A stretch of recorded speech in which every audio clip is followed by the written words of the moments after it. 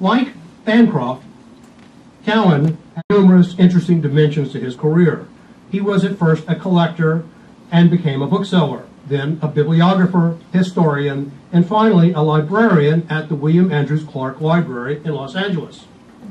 As a bookseller, he built collections for institutions and individuals across the country that focused on California and the West. And as the compiler of the standard bibliography of California history, the name Cowan is almost synonymous with Californiana. His famous bibliography was also the first book published by this organization, the Book Club of California, in 1914, and there's the title page.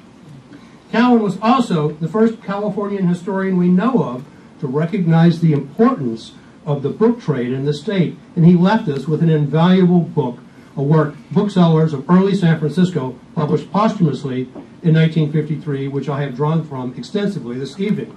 As Cowan in later years, I think probably when he's at the Clark. Now this is a book plate he had. I wish Gary Kurtz were here to explain this to me, because Gary's given a great talk on Cowan, which I'd love to hear. And this is going to be one of his last book plates. Now there's the title page to his Booksellers of Early San Francisco.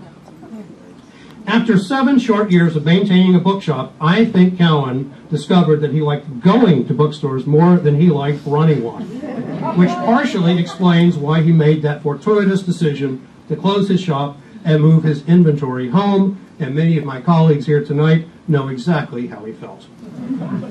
Contemporaneous with Cowan is another important entry into the annals of Bay Area antiquarian book trade, Robert Holmes, who moved with his family from Winnipeg to Oakland in 1882. 12 years later, in 1894, he founded the Holmes Book Company at 702 Mission Street, just off 3rd Street. The initial inventory was largely books from Holmes' personal collection and from inventory he purchased from Patrick Joseph Ely. Within a few years, the Holmes Book Company proved very successful, and it opened a second location at 1158 Market Street, which was managed by Holmes' son, Harold C. Holmes. In 1905, Harold Holmes compiled the Holmes First Catalog, a listing of over 1,800 antiquarian items and first editions, mainly in the field of Western Americana. The Holmes Book Company was a well-run store that sold new, used, and rare books, or, as it advertised, books of every description. And it became a popular destination for collectors and other booksellers. After the earthquake and fire, when the majority of San Francisco booksellers ceased to exist, Holmes returned to business, and Holmes was one of the only such businesses to continue well into the 20th century. More on Holmes in the 20th century. Here's one of their little cards. Now, they had a branch in Los Angeles. I found that. I think it might be from your collection, Bruce. So another book tickets. These are book. Those were book tickets. Okay. Other worthies of the 19th century bookselling community that we should touch on before we move forward. One of the largest used bookshops in San Francisco were the King Brothers on 4th Street near Market. Founded in 1883, the 4 brothers, Jack, Will, Jim, and Tom, operated 2 shops on the same block.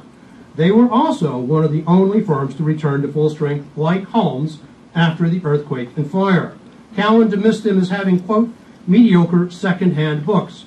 But Harold Holmes, in his reminiscences, disagrees and says that they were the most widely known old booksellers in San Francisco, and they indeed had a good run at it, lasting until the middle 1940s. But alas, little more is known about them today other than their book tickets. There was Horace Hawkins Moore, who came to San Francisco in 1853, and after having been the rare book manager of a prominent New York bookstore. Moore was one of the first librarians of San Francisco's Mercantile Library, and in 1871, he opened a bookshop at 609 Montgomery Street, which he ran for nearly 35 years there and at other locations. Moore, now this is one of his advertisements from the directory. Moore was an aggressive advertiser. He took out a full page in these directories, which would be the equivalent of taking out a full page in the Yellow Pages today. Moore almost exclusively dealt in rare books, and his store was one of the regular haunts for Robert Cowan, among others. It was Moore who bought out Bancroft's retail stand, as it was called, in about 1880. And at the very bottom of this advertisement says, "Old stand of H.H. Bancroft & Co." There he is, standing out this shop. I think this is the one on California Street. That was in a file. The California Historical Society is undoubtedly only photograph of Horace Hawkins Moore. Muybridge was in the book business briefly, but photography went out. S. Wyatt. Samuel Wyatt had an old bookshop in San Francisco from about 1883 until about 1904. Harold Holmes states that, quote, no other bookseller moved as often as Wyatt, end quote, which probably accounts for the lack of an address on his later book ticket. Isidore N. Chojninsky, a native of Prussia, moved to San Francisco and opened a second-hand bookshop in 1862. It has been suggested that Chojninsky bought out Eepes Ellery when Ellery closed, but I have found no evidence of this other than that Chojninsky opened at about the time Ellery closed, and he specifically referred to himself as an antiquarian bookseller. Chojninsky also published pamphlets and newsletters, yes. The fellow from the invitation we sent out, Adolphe Bourgogne, came from Paris in 1871 and set himself up as a watchmaker on DuPont Street, right around the corner from here.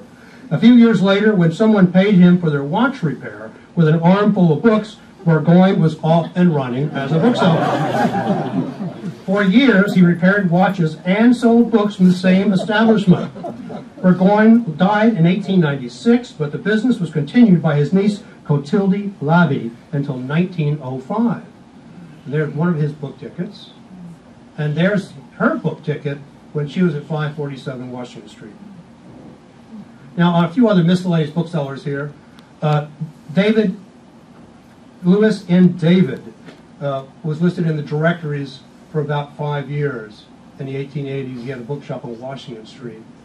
Here's Jen Soyle, who specialized in Italian, French, and Spanish books. Guinness, books bought and sold on Montgomery. In many cases, the only thing you know about these booksellers are their tickets and a few advertisements. Hitchcock was part of the Pioneer Bookstore, a lovely piece, great vignette. And there's probably a lot more to be written about Hitchcock if it can be dug up, but it's pretty scant what's available about it. Kenny Alexander. Now, this is the early law book catalog from 1869 by Sumner Whitney. They're used in rare books in this catalog. This is from the California Historical Society's Kimball collections, and there was a second edition of this catalog. They updated it about 15 years later. Then he merged with Bancroft and became the Bancroft-Whitney company, which I think continued on up till 20, 30 years ago. There he is again. Thompson's. H. Snow, Liberal and Reform Bookstore. I couldn't find out anything about them other than that. Three firms that will play important roles in the future come into the picture as the 19th century comes to a close. A former employee of William Doxey, Paul Elder, in 1898 opens a fashionable arts and crafts bookshop in partnership with Morgan Shepherd on Post Street near DuPont. In 1903, Elder buys out his partner Shepherd and hires a young man named John Howell to come work for him. More on Elder and, of course, John Howell in the 20th century. In about 1890, John J. Newbegin sets up business in the Flood Building as a subscription agent for Eastern publishers, and within a few years is operating a modest bookstore there, which we will hear more about in a few minutes. And a former employee of Isidore Chojninsky, and he may have worked for Anton Roman as well, I'm not clear on that, A.M. Robertson opens up a bookstore in 1888 at 126 Post Street, which I believe was the Bohemian Club building, with a business model and style that is comparable in ways, important ways, with Paul Elder. All three of these, in varying degrees, will be influential in the 20th century San Francisco bookselling. So as we close out the 19th century, and now with the advantage of another 110 years of perception, we can identify the most important contributors and influences on the San Francisco antiquary book trade.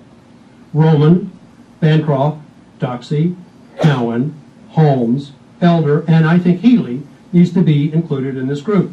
These seven, in my opinion, left the strongest legacies whose influence we can trace well into the 20th century.